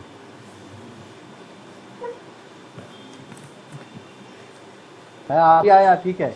दिख रहा सर? नहीं दिख रहा? हाँ अभी दिख रहा है, हाँ दिख रहा है अभी। ओके, अगर फिर से नहीं दिखे तो सर फिर प्लीज बता दीजिएगा, क्योंकि मुझे पता नहीं चलेगा। आप फुल स्क्रीन मोड ये रखिए ना, स्क्रीन मोड पे, put it in full screen mode. Sir actually मुझे जो आता है वो मैं बता रहा हूँ, इतनी टेक्निकल चीजें मुझे आती नहीं है, तो मुझे बता दीजिएगा। मैं अपने फील्ड का एक्सपर्ट हूँ, लैपटॉप विशेषज्ञ नहीं हूँ, तो मैं आप प्लीज मुझे बता दीजिएगा, मैं फिर से करेक्ट अभी नाउ इट इज ओके, अभी ठीक है, ठीक है, अभी ठीक है, नाउ अभी जी। अब स्ट्रेस आने पर आपको क्रोध, फ्रस्ट्रेशन आपको याद रहते हैं, कलरफुल आते हैं। हाँ, 16th पॉइंट, आपको हाई प्रोटीन फूड्स जैसे कि बीन्स, एग्स, पनीर, चिकन और फिश या कोई भी प्रोटीन बेस्ड फूड्स आपको ज्यादा पसंद है। नेक्स्ट, बीमार होने पर आपका टेम्परेचर हाई या स्किन रैशेस होते हैं।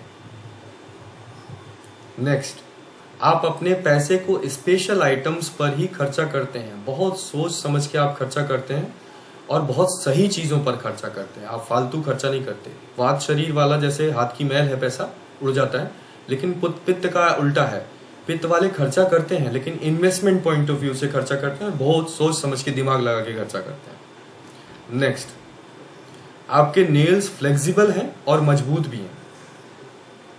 नेक्स्ट, आपको स्वेटिंग या पसीना खूब आता है और प्यास भी बहुत लगती है। अब ऐड कर लीजिए। हेलो, अब ऐड कर लीजिए सारे पॉइंट्स, जितने आपने पॉइंट्स। हेलो,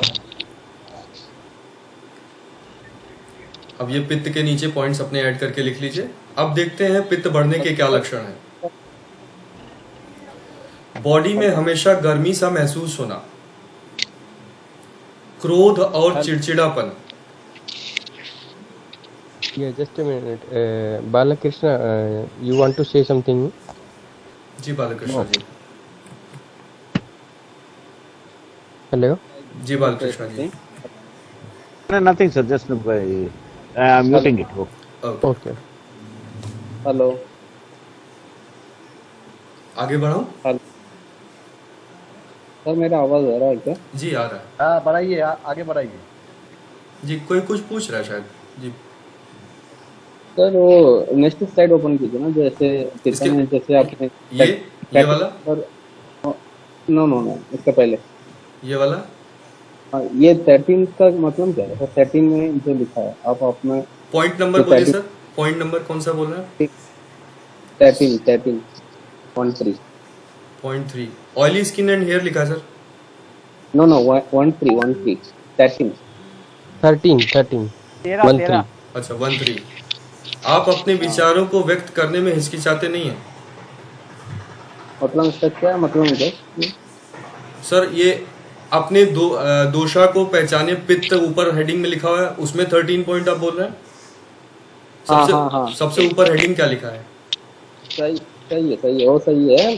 चैटिंग का मतलब है आप अपने विचारों को बहुत, मतलब आपका जो विचार है उसमें डाइवर्ट नहीं होता है और 2-4 बार डाइवर्ट होता है, ऐसा उसका आपकी है। हिचकिचाते नहीं है मतलब जैसे मान लीजिए कि मैं जैसे आपको प्रेजेंट कर रहा हूँ, मेरी खुद की पर्सनली मैं बताऊँ, मेरी पित्त डोमिनेंट बॉडी है, तो मुझे अपनी कोई भी जो मेरे थॉट्स आते हैं मैं उन्हें आसानी से व्यक्त कर पाता हूँ, मतलब बता पाता हूँ कि मेरे क्या थॉट्स हैं। मैं क्लियरली जो है समझा पाता हूँ सामने वाले को कि मैं क्या सोच रहा हूँ, क्या कहना चाहता हूँ।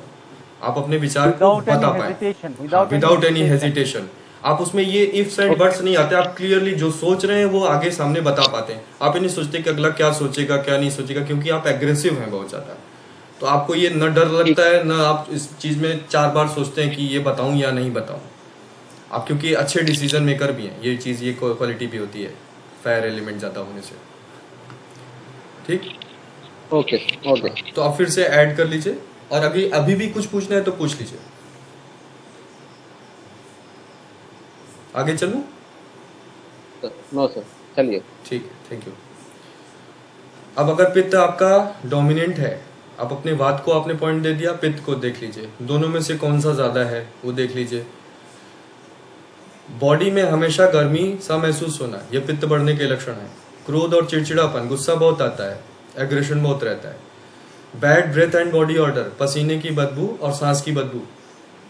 Gall bladder, bile and liver disorders, gall bladder से रिलेटेड, बाइल से रिलेटेड या लिवर से रिलेटेड कुछ भी प्रॉब्लम होना। Acidity, acid reflux, stomach ulcers, mouth ulcers, body में swelling, heart conditions, blood pressure, heart attacks, skin rashes, burning sensation, red irritated skin and arthritis. ये सब पित्त बढ़ने के लक्षण है। ये जरूरी नहीं कि हो, ये भी हो सकता है कि अगर आपका पित्त डोमिनेंट है तो ये फ्यूचर में हो सकता है, ऐसा भी है। तो इसको रोकने के लिए अब हम क्या करेंगे या कंट्रोल करने के लिए, पित्त को बैलेंस करने वाले मील्स एंड टीज का सेवन करें। गरम और स्पाइसी फूड्स के बदले सिंपल और ठंडी तासीर वाले खाने का सेवन करें। जिसका पित्त ज्यादा हो, ठंडी तासीर, फॉर एग्जाम्पल क्या खा सकते हैं, जैसे आपको दिन में दही खानी चाहिए, हर दिन में दही जरूर खानी चाहिए, या छाछ पीना चाहिए आपको, ठंडी तासीर होती है। इसी तरह से जो है आपका जो घिया होता है, लौकी होती है, तरोई होती है, ऐसी सब्जियां खाइए। बहुत गर्म या स्पाइसी तीखा खाना मत खाइए। तीखा खाना, अल्कोहल, ये सब चीजें पित्त बढ़ाता है। टी, कॉफी और अल्कोहल के बदले फ्रेश जूसेस पिए। टी कॉफी क्यों नहीं? टी और कॉफी कहाँ पे प्रकृति में पैदा होती है? पहाड़ों में पैदा होती है, ठंडी जगह पे पैदा होती है। तो वो उस जगह के, उस वेदर कंडीशंस के लिए बनी है टी और कॉफी। अगर आप उसको गर्म जगह पे लाके पिएंगे जहां पे पित्त ऑलरेडी ज्यादा रहता है, वात ऑलरेडी ज्यादा रहता है, तो वो टी और कॉफी आपके लिए जहर है इस जोग्राफिकल लोकेशन के लिए। आसाम के लिए वो अमृत है, आपके लिए जहर है वो। अल्कोहल के बदले में फ्रेश जूसेस। अल्कोहल बहुत ज्यादा पित्त बढ़ाता है, बहुत गर्म तासीर होती है अल्कोहल की। नेक्स्ट, खट्टे और तीखे खानों को अवॉइड करें। ये पहले ही बता दिया मैंने, खट्टा और तीखा खाने से पित्त बढ़ता है। मेरा एक क्वेश्चन है जी सर। जैसे कि आप बताया कि असम के लिए टी एंड कॉफ़ी अच्छा है। जी I am born and brought up in Assam, but जी। I am now working in Mumbai. Okay, तो टी कॉफ़ी लेना चाहिए, नहीं लेना चाहिए? नहीं लेना चाहिए सर। आप जहाँ पे पहुँचते हैं ना, तो आप ये भी देखेंगे, अभी जैसे आपको मैं ये दे दूंगा तो आपके पास एक टूल आ जाएगा जिससे आप टाइम टू टाइम अपने बॉडी को टेस्ट करते रहिएगा। तो आप जब जैसे जैसे अपनी लाइफस्टाइल चेंज करेंगे या जोग्राफिकल लोकेशन चेंज करेंगे ना, तो आपके बॉडी के दोषास भी चेंज होते रहते हैं, उनका डोमिनेंस भी चेंज होता रहता है। Okay okay. जैसे बचपन में बहुत सारे लोग पतले होते हैं, लेकिन बड़े होके जो है वो अपनी लाइफस्टाइल की वजह से उनकी कफा बॉडी हो जाती है, मोटे हो जाते हैं वो। या बहुत ज्यादा अल्कोहल या स्मोकिंग करते हैं तो पित्ता बॉडी हो जाती है। तो आपका जो खान पान होता है और जोग्राफिकल लोकेशन होती है उस हिसाब से बॉडी टाइप चेंज होता रहता है। Okay, thank you. खट्टे और तीखे खानों को अवॉइड करें। गरम मसालों के बदले में क्या लें? जीरा, धनिया, नारियल, सौंफ का सेवन ज्यादा करें। ये ठंडी तासीर के मसाले होते हैं। अगर आपका पित्त ज्यादा है तो इन मसालों को ज्यादा सेवन करें। आप नारियल का भी खूब सेवन कर सकते हैं। नारियल भी बहुत ठंडी तासीर होती है। नारियल का किसी भी प्रकार से, कोकोनट वाटर या कोकोनट कैसे भी यूज कर सकते हैं। आप करी पत्ता यूज कर सकते हैं, करी पत्ता अच्छा होता है पित्त के लिए। फिर अब कफा पे आ जाइए।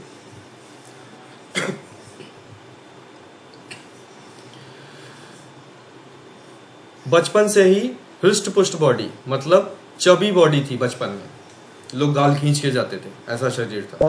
सर लास्ट पेज का एक बार दिखाइए थोड़ा। जी आ गया सर।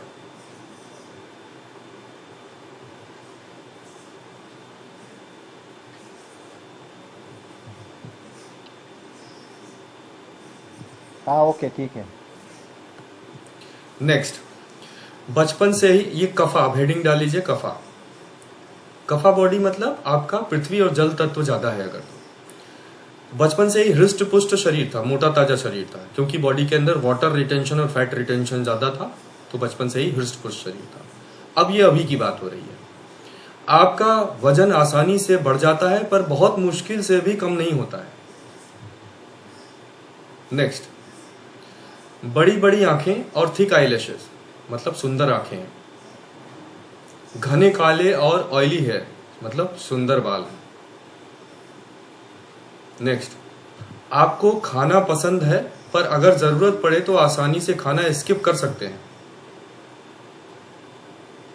नेक्स्ट, पाचन प्रक्रिया अच्छी है, कभी कभार स्लो पचता है, लेकिन कभी कभी आपका डाइजेशन स्लो हो जाता है, लेकिन वैसे नॉर्मली ठीक है डाइजेशन। नेक्स्ट, आपको रूटीन पसंद है, यानी कि आप अच्छे फॉलोवर हैं। वात वाले को बिल्कुल रूटीन पसंद नहीं है, पित्त वाले को अपना बनाया रूटीन पसंद है, और कफा वाले को रूटीन पसंद है। कफा वाले को रूटीन में डेविएशन पसंद नहीं है, रूटीन पसंद है। प्लान्ड वे में, ऑर्गेनाइज्ड वे में लाइफ पसंद होती है कफा वाले को। नेक्स्ट, आप परिवार या कोई भी संस्था को आसानी से चला सकते हैं, क्योंकि स्वभाव से ही नरम, शांत और सहनशील हैं। नेक्स्ट, आपकी याददाश्त अच्छी है। नेक्स्ट, आपको आराम परस्त जिंदगी पसंद है। आप फास्ट नहीं बल्कि अपने समय से काम करना चाहते हैं। जैसे धूल उड़ती है, तो धूल में आप पानी डाल दीजिए तो धूल नीचे बैठ जाती है, मिट्टी नीचे बैठ जाती है। तो कफा बॉडी में क्या है, आपका पृथ्वी तत्व ज्यादा है, पृथ्वी और जल तत्व ज्यादा है। तो आपको आराम पसंद जिंदगी पसंद है, इसीलिए प्लांट लाइफ पसंद है। ऐसा नहीं हमेशा बदलाव या भाग दौड़ नहीं, बैठ के काम करना तो बैठ के करना, बार बार उठ के इधर उधर नहीं जाना। एक जगह बैठ के आराम से तसल्ली से काम किया, अपने समय पे काम किया, जल्दी काम कोई जल्दी नहीं, आराम से अपने समय पे काम किया। तो इस तरह का आप हैं अगर कफा है तो। नेक्स्ट, आप अपने विचारों में अडिग या फिक्स हो जाते हैं और आसानी से नहीं बदलते। मतलब जो आपके थॉट्स हैं वो आप उस पर रिजिड रहते हैं, और आपने एक कोई चीज, एक विचार बना लिया कि ये ऐसा है, उसकी डेफिनेशन अपने दिमाग में डाल ली, तो आसानी से आप उसको चेंज नहीं करेंगे। फिर आपके दिमाग में वो वैसे ही रहेगा, वो डेफिनेशन चेंज नहीं हो सकती। किसी के लिए, किसी व्यक्ति के लिए, वस्तु के लिए या जगह के लिए आप वो अडिग हो जाते हैं उस पर। नेक्स्ट, आप किसी भी मुद्दे पर लड़ने के बदले उसे आसानी से सुलझाने या अवॉइड करने में विश्वास रखते हैं। अब यहाँ पे देखिए, जो वात बॉडी है वो स्ट्रेस में डर या एंजाइटी की फीलिंग आती है उसके अंदर। पित्त बॉडी में के अंदर एग्रेशन की, क्रोध की, चिड़चिड़ेपन की फीलिंग आती है। और स्ट्रेस में जो आपकी कफा बॉडी होती है उसके अंदर आसानी से सुलझाने या फिर अवॉइड करने की ये नियत होती है, ये रिएक्शन होता है।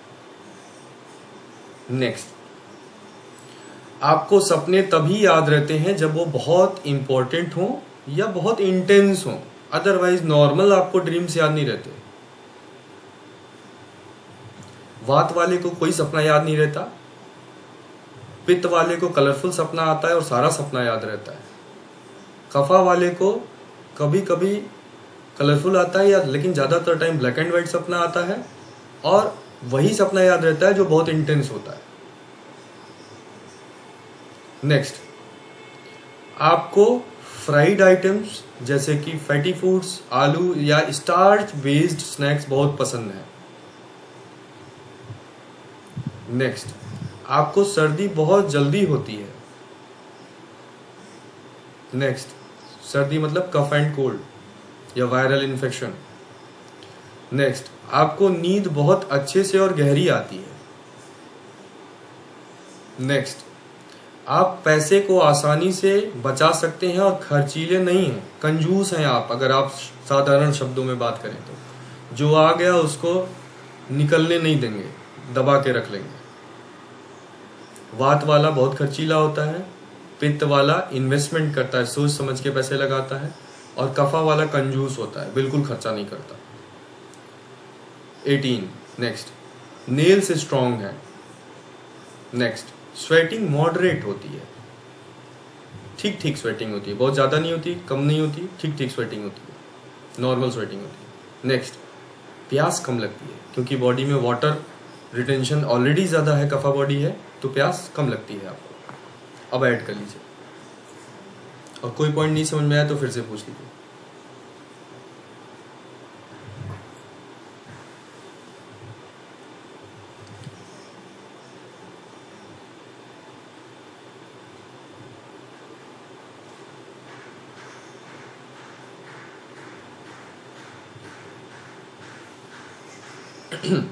आगे चलूं? कफा के नीचे पॉइंट जोड़ के लिख लीजिए सर। जी, कुछ पूछना है सर? नहीं सर, आगे ठीक है, चलिए। आगे चलिए। ठीक, थैंक यू। कफा दोष बढ़ने के लक्षण क्या हैं? वजन बढ़ने की समस्या, मोटापा या ओबेसिटी, अंदर से भारीपन सा महसूस होना, आलसपन, लेजी है, बॉडी में फ्लूइड रिटेंशन की वजह से सूजन, एलर्जीज, थकावट और जरूरत से ज्यादा नींद आना, depression, asthma, diabetes, cancerous growth, ये कफा दोष बढ़ने के लक्षण हैं। ये हो भी सकता है और आने वाले फ्यूचर में भी हो सकता है। बैलेंस करने के लिए क्या करें? कफा बैलेंस करने वाले मील्स का सेवन करें। हर दिन अपने रूटीन में कुछ नयापन लाने की कोशिश करें। आपको रूटीन पसंद है, लेकिन नयापन लाने की कोशिश करें। कभी कोई गार्डनिंग कर लें, कभी संगीत सुन लें, कुछ नई चीज़ें करने की कोशिश करें। अपने रूटीन में सुबह शाम कुछ ऐसी चीज़ें ऐड करें, जैसे योगा है, वॉकिंग है, स्विमिंग है, इस तरह की चीज़ें ऐड करें। एक्सरसाइज से रिलेटेड चीज़ें ज़रूर करें, ये मैंडेटरी है, ऑप्शन नहीं है। डिटॉक्सीफाई करें। डिटॉक्सीफाई कैसे करेंगे? जिसकी कफा बॉडी है उसको महीने में कम से कम एक दिन तो एकादशी का वाटर फास्ट जरूर रखना चाहिए। केवल पानी पी के रहें 36 घंटे, या लिक्विड फास्ट करें। वार्म ड्रिंकिंग वाटर और हर्बल टीज का सेवन करें। अब ये सारे तरह के हर्बल टीज नहीं आप पी सकते। कफा बॉडी से रिलेटेड जो हर्बल टीज होते हैं वो आप मेरे से पूछ लीजिएगा, मैं बता दूंगा क्या होते हैं। हाँ, एक क्वेश्चन पूछना है। जी सर। अगर आप बताया कि एकादशी का उपवास करना है, जी। वाटर फास्ट, जी लेकिन अगर शुगर है जी। तो उपवास तो नहीं कर सकते। शुगर कौन सा शुगर है? टाइप 1 है, टाइप 2 है? जो नॉर्मल है सर टाइप 1 ही होगा, टाइप 1 ही होगा। टाइप 1 जेनेटिक होता है सर, उसका कोई इलाज नहीं होता। बॉडी में इंसुलिन बनता ही नहीं है, वो टाइप 1 होता है। टाइप 2 होता है इंसुलिन रिएक्टिव हो जाती है बॉडी, इंसुलिन बनता है, लेकिन आपको ब्लड में जाके वो ऑक्सीजन के साथ और ग्लाइकोजन के साथ वो रिएक्ट नहीं कर पाता है, जिसकी वजह से आपको लिथार्जिक फील होता है, एनर्जी में एटीपी, हाँ, टाइप 2 है, टाइप 2। टाइप 2 के लिए फास्ट कर सकते हैं। कैसे कर सकते हैं, क्या आपका लेवल है, वो सर पर्सनली मेरे से कंसल्ट करिएगा तो मैं आपको एग्जैक्टली बता दूंगा। ये 100% सर, मैं खुद इंसुलिन पे था 14 साल पहले, और अभी मुझे आप शरबत पिला के टेस्ट करेंगे तो 110 से ऊपर नहीं आएगा। ओके, अभी मैं इंसुलिन का जरूरत नहीं पड़ा, बट आई कितना? Take some ayurvedic medicine from yoga Patanjali. सर वो देखिए, वो सब चीज़ें शॉर्ट टर्म सप्रेस करने के लिए है, लेकिन अगर आप रूट में जाके उसको अगर ख़त्म कर दें, उसकी जो जड़ है उसको ही ख़त्म कर दें, तो ये 100% सर रिवर्सेबल है। ये तब तक रिवर्सेबल है। बताइएगा बात में। हाँ, अगर ये सर टाइप 2 से टाइप 1 में कन्वर्ट हो गया, आपके जो पैनक्रियाज है जहाँ से इंसुलिन बन रहा है, अगर उसके बीटा सेल्स पूरी तरह से सर डीजनरेट हो गए तो फिर रिवर्स नहीं हो सकता, नॉन क्यूरेबल हो जाएगा। लेकिन तब तक ये क्यूरेबल है जब तक वो सिर्फ नॉन रिएक्टिव होने की वजह से आपको डायबिटीज़ है, लेकिन इंसुलिन बन रहा है बॉडी में, तो उसको हम रीजनरेट कर सकते हैं। आपके बॉडी के मॉलिक्यूलर स्ट्रक्चर में चेंजेस होते हैं जब आप रूटीन फॉलो करते हैं। तो जिस तरह से आपको ये बीमारी हुई है, बस वो चीज़ें सही कर लेनी है, वो रूटीन सही कर लेना है, तो आप ये ठीक हो जाएंगे। और उपवास कर सकते हैं, मैं खुद करता हूँ सर, मैं तो 9 दिन का सर वाटर फास्ट रखता हूँ। तो आप मेरी तरह से मत करिए, मुझे करते हुए बहुत टाइम हो गया। आपको मैं बताऊंगा, प्रोसेस बताऊंगा कि कैसे आप slowly and gradually fasting start कर सकते हैं। और बहुत इंपॉर्टेंट है, पहले आप इंटरमिटेंट फास्टिंग से स्टार्ट करिए, हर दिन की जो रात वाली फास्टिंग होती है 12 से 14 घंटे की। और उसके बाद, और ये सर ये बिल्कुल बेकार की बातें हैं कि 2-2 घंटे पे खाना चाहिए, बिल्कुल नहीं खाना चाहिए। अभी मैं आगे बताऊंगा इस चीज़ पे। वो टाइप 1 डायबिटिक के लिए होता है, जो 2-2 घंटे वाली डाइट होती है। इसके बाद वार्म ड्रिंकिंग वाटर और हर्बल टीज का सेवन करें। जलनेती क्रिया किसी गुरु से सीखें, आप मेरे से भी सीख सकते हैं, आप किसी और से भी सीख सकते हैं, और निरंतर अभ्यास करें, हर दिन जलनेती करें। जलनेती होता है ऐसे, जलनेती पॉट आता है, उसको एक नाक में डालते हैं और दूसरे नाक से पानी निकालते हैं, फिर इधर से डालते हैं, इधर से निकालते हैं। उससे आपकी नेजल कैविटी क्लीन रहती है और उससे बहुत सारी और चीज़ें होती हैं। जलनेती पे हम कभी और इस पर डिस्कस करेंगे। मिल्क और मिल्क प्रोडक्ट्स बिल्कुल त्याग दीजिए। केवल दिन में आप दही खाइए, दही के अलावा कोई सा भी मिल्क प्रोडक्ट मत यूज करिए। घी भी मत खाइए आप, कफा बॉडी वालों के लिए घी भी नहीं खाना है, वो वात वाले के लिए। Except curd, no milk product. Salt intake कम करें, व्हाइट सॉल्ट अपने डाइट से बिल्कुल हटा दीजिए, पिंक सॉल्ट यूज करिए, रॉक सॉल्ट यूज करिए। काला नमक मत खाइएगा, सी सॉल्ट मत खाइए बिल्कुल भी। सी सॉल्ट प्रोसेस्ड होता है और इससे आपको बीपी की समस्या बढ़ जाएगी। रॉक सॉल्ट खाइए। आयुर्वेदिक विजडम, भोजन की प्रवृत्ति, अपने दोष को ध्यान में रखकर भोजन ग्रहण करें। ये अभी हम तब से शुरू से यही बात करें, अपने दोष को, अब आप दोष को अपने समझ गए कौन से दोष है, उसके हिसाब से भोजन करें। अब जो आपकी ये जो प्रकृति है, प्रकृति के 3 गुण होते हैं, सात्विक, राजसिक और तामसिक गुण होते हैं। सात्विक भोजन कौन सा भोजन होता है? जो फ्रेश वेजिटेबल्स हैं, फ्रूट्स हैं, या जो भी भोजन फ्रेश है बिल्कुल, और अपने पैदा होने से लेकर के आपके थाली में आने तक जो है वो 1 या 2 ही बार उसका रूप बदला है, बहुत जरूरत से ज्यादा प्रोसेस्ड नहीं है, और इजी टू डाइजेस्ट है, और आपकी बॉडी में एनर्जी देता है, ऊर्जा देता है खाने के बाद। तो ऐसे भोजन को सात्विक भोजन कहते हैं। राजसिक भोजन वो भोजन है जिसको खाने के बाद आपके अंदर एग्रेशन आता है, उग्रता आती है, या एग्रेशन को बढ़ाने वाला भोजन है, जैसे अनियन है, गार्लिक है, फिश है, एग्स है, अल्कोहल है, स्मोक करते हैं आप, ये सब राजसिक भोजन है। राजसिक भैंस का दूध हो गया, या भैंस के दूध के जो भी प्रोडक्ट्स होते हैं, ये सारे राजसिक में आते हैं। जो चीज हार्ड टू डाइजेस्ट होती है और एग्रेशन बढ़ाती है बॉडी में, गर्मी उत्पन्न करती है, वो राजसिक है। तामसिक भोजन मतलब बासी या स्टेल फूड, जिसको खाने से आपके अंदर, तमस मतलब होता है अंधकार, तो आपके अंदर आलस आए, लेजीनेस आए, आप बीमार और ज्यादा हों। एग्जाम्पल्स हैं meat, cake, alcohol, sugary foods, frozen foods, canned food, जितने भी प्रकार के आपके पैकेज ब्रेड्स आती हैं, मैगी आता है, नूडल्स आते हैं, जितने भी आप ये सब चीजें खाते हैं, रेडी टू ईट जो होते हैं, हाफ कुक्ड होते हैं और घर पे लाके बनाते हैं, ये सब चीजें तामसिक होती हैं। ये सब खाने से ये सब होता है, बॉडी बीमार होती है आपकी। बाकी और डिटेल में सब चीजें लिखी हुई हैं कि कौन से प्रकार का भोजन करने से क्या होता है। कब खाना चाहिए? तभी खाना चाहिए जब आपको कड़ी भूख लगी। भूख लगने का मतलब होता है आपकी बॉडी प्रिपेयर्ड है, फिजिकली प्रिपेयर्ड है कि आप जब भोजन डालेंगे तो आपकी अग्नि स्टार्ट हो चुकी है, प्रज्वलित हो चुकी है। अगर बिना आग जले हुए ही आप खाना चढ़ा देंगे तो खाना पकेगा? कभी नहीं पकेगा। इसी तरह से भूख लगने का मतलब होता है कि आपके बॉडी में जो एसिड्स है उनका सिक्रीशन शुरू हो गया, आपका सलाइवा मुंह में, कहते हैं ना मुंह में पानी आने लगा खाना देख के, इसका मतलब बॉडी प्रिपेयर हो रही है, खाने से पहले ही प्रिपेयर है बॉडी। तो तब आप जब खाएंगे तो खाने पे आपका वो भोजन पचेगा। बिना भूख के आप कुछ भी खाएंगे, चाय भी पियेंगे तो वामा क्रिएट करेगा, टॉक्सिन्स क्रिएट करेगा। नेक्स्ट, कब खाना चाहिए? ये जो सन की पोजीशन है उसके हिसाब से हमारी बॉडी की जो सर्काडियन साइकिल है, जिसको लेमैन लैंग्वेज में बायोलॉजिकल क्लॉक बोलते हैं बॉडी की, वो रेगुलेट होती है।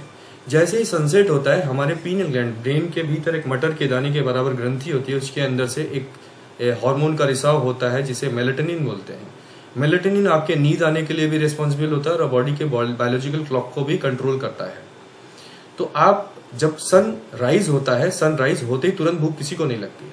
7 से 8 बजे के बीच में जब सूरज थोड़ा थोड़ा पीला हो जाता है तो थोड़ी थोड़ी भूख लगती है। तो breakfast like a king size गलत कहावत है। ब्रेकफास्ट हमेशा लाइट होना चाहिए, क्योंकि उस टाइम सन बहुत तेज नहीं होता है, धीमा मध्यम होता है, तो आपका लाइट ब्रेकफास्ट होना चाहिए। सन अपने प्रचंड स्थिति में कब होता है? अपने प्रचंड स्थिति में 12 से 1 बजे दोपहर में होता है, जब अपने तीव्रता पे होता है। उस टाइम पे आपकी जो पित्त होता है वो बढ़ा हुआ होता है, आपका जो बॉडी का डाइजेस्टिव फायर है वो अपने स्ट्रॉन्गेस्ट पे होता है। तो आपका जो लंच होना चाहिए वो हैवीएस्ट होना चाहिए।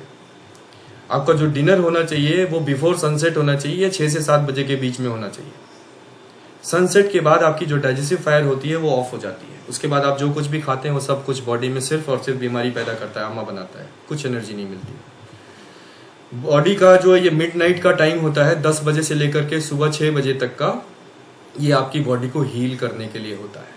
तो तो अगर आप 6 बजे भोजन कर लेंगे तो 4 घंटा लगता है भोजन को पचने में, और 10 बजे आप सोएंगे तो पेट खाली हो जाएगा। भूखे पेट जब आप सोएंगे तो बॉडी आपकी हील होगी, प्लेसिबो इफेक्ट आपकी बॉडी में चालू होगा।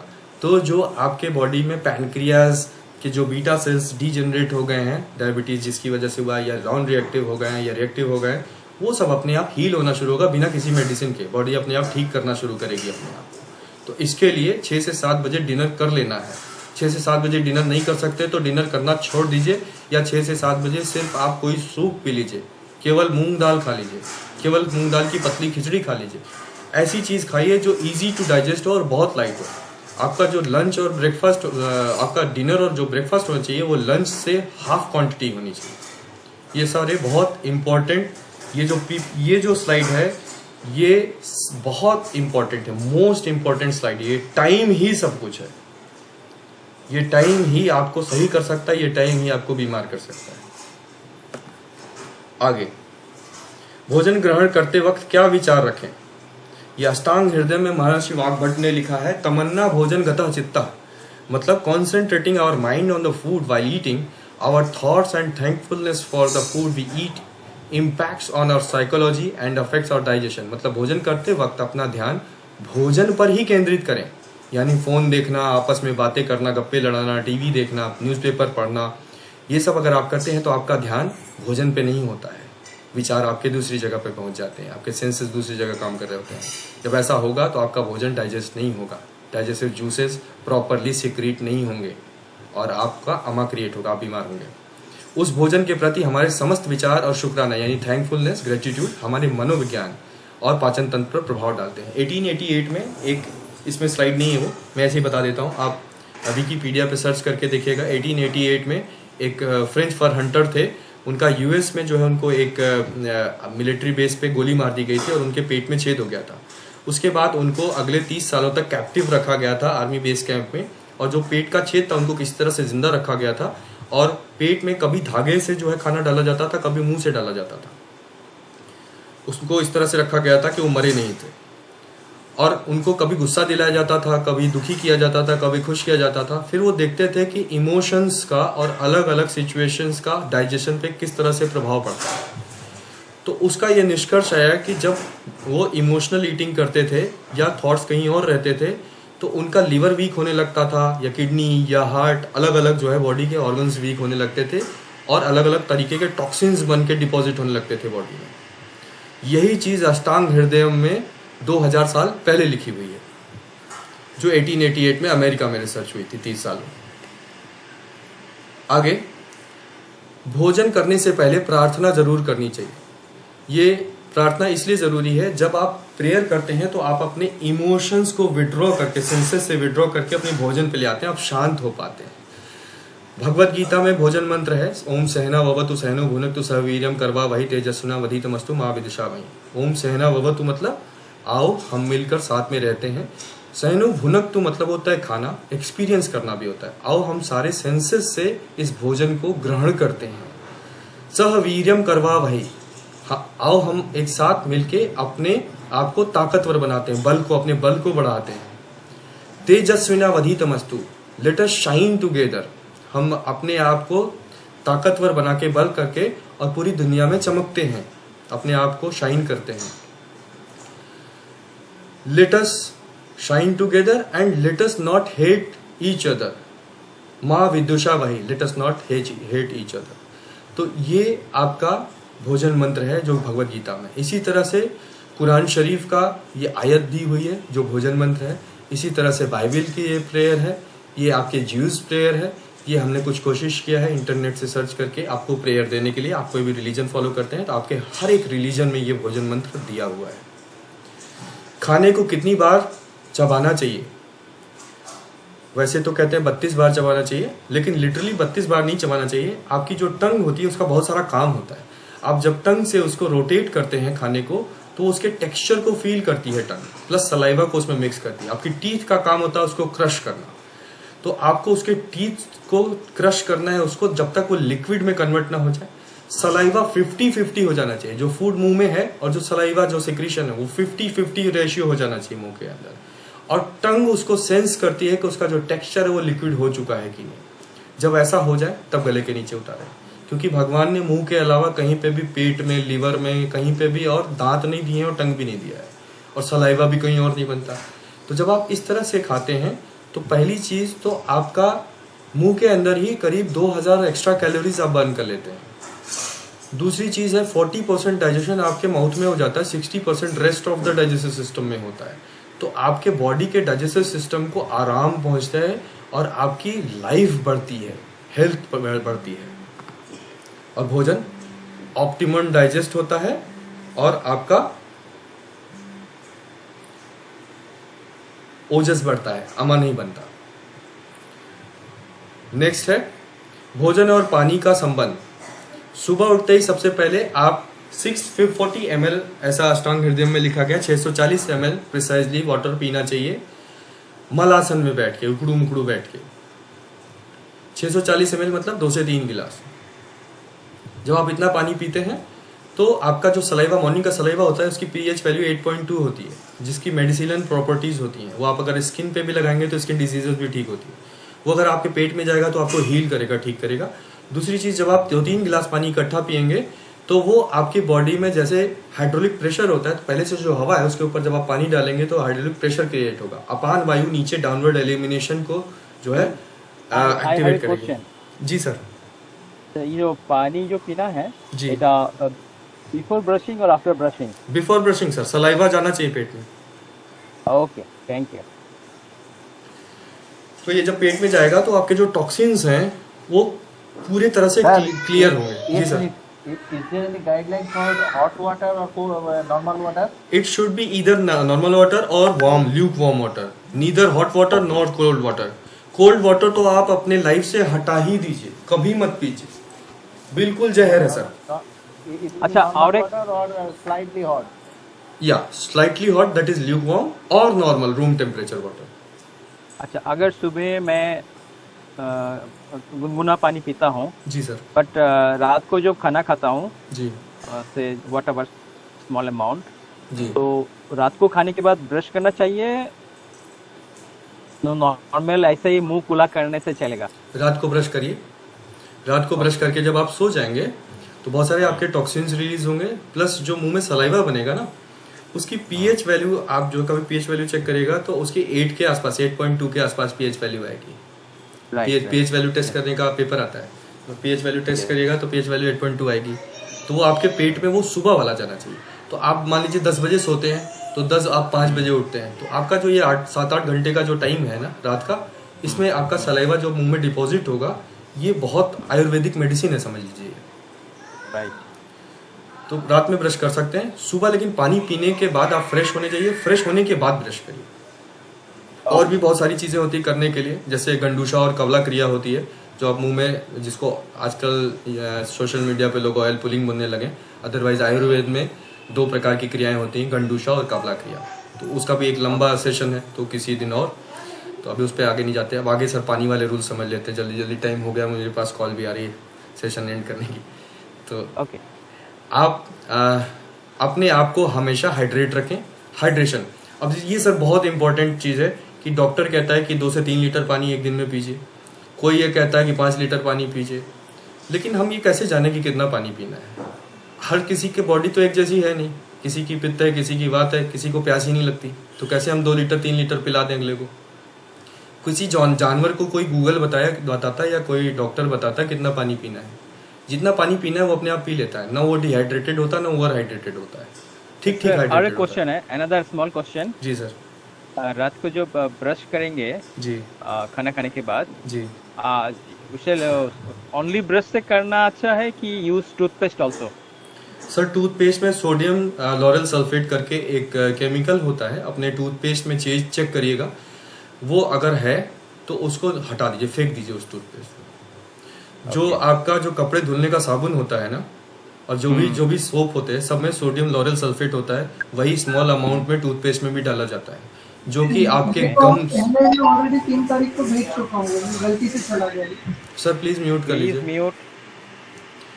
तो आप जब सोडियम लॉरेल सल्फेट वाला टूथपेस्ट यूज करेंगे तो सुबह आप मॉर्निंग में आपका जो मुंह होगा वो ड्राई होगा, जो सलाइवा मैं कह रहा हूँ बनेगा वो बनेगा नहीं, ड्राई होगा, और आपको माउथ अल्सर होगा, बहुत सारी मुंह से रिलेटेड और डाइजेशन से रिलेटेड प्रॉब्लम्स होगी।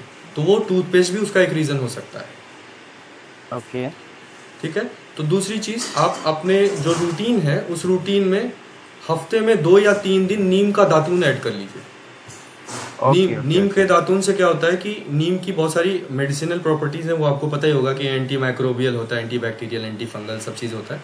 इसके अलावा जो सबसे मेन दातून मीन्स जो नीम का जो ब्रांच होता है वो वाला। नीम का जो ब्रांच है वो आपकी जो सबसे छोटी उंगली लिटिल फिंगर है इसके बराबर थिकनेस का एक तोड़ लीजिए। इतना ही मोटा दातून होना चाहिए और सॉफ्ट होना चाहिए, सेमी सॉफ्ट होना चाहिए। ठीक, उसको पहले उसको चबाइए, चबाने के बाद जब उसके जो सलाइवा है उसको या तो थूक दीजिए या निगल लीजिए, निगलना भी ठीक है उसका। उसके बाद जब उसके ब्रशेस बन जाए तो उससे दांत को टंग ब्रश करिए और फिर टंग को क्लीन कर लीजिए उसको फाड़ के। तो ये दातून होता है।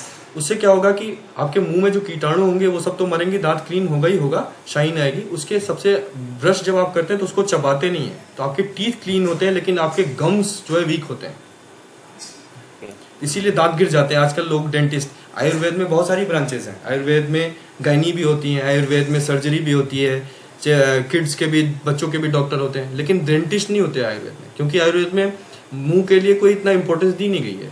मुंह में आप नॉर्मल चीजें ये सब करेंगे तो कभी दांत खराब नहीं होंगे आपके। तो आपका जो सलाइवा होता है ना माउथ में, जब आप नीम की दातून करेंगे तो आपको ये फील होगा कि सलाइवा सिक्रेशन 4 टाइम्स बढ़ जाता है, मल्टीप्लाई हो जाता है नीम की दातून करने से। तो आप हफ्ते में 2-3 दिन कम से कम नीम की दातून जरूर करें। ठीक है सर। अब पानी पे आ जाते हैं। भोजन ग्रहण करने के आधे घंटे पहले और 1 घंटे बाद तक जल का सेवन ना करें। आधे घंटे पहले क्यों?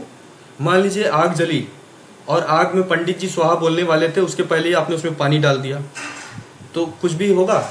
जलेगा? कुछ भी नहीं जलेगा, एनर्जी नहीं प्रोड्यूस होगी। तो इसी तरह से आपके डाइजेस्टिव जूसेस, आपको भूख लगनी शुरू हुई थी, आपने पानी पी लिया और फिर आपने खाना डाला तो डाइल्यूट कर दिया आपने, तो कैसे पचेगा वो? सब ऑप्टिमल डाइजेशन हो जाएगा, ओजस नहीं बनेगा, आमा क्रिएट होगा।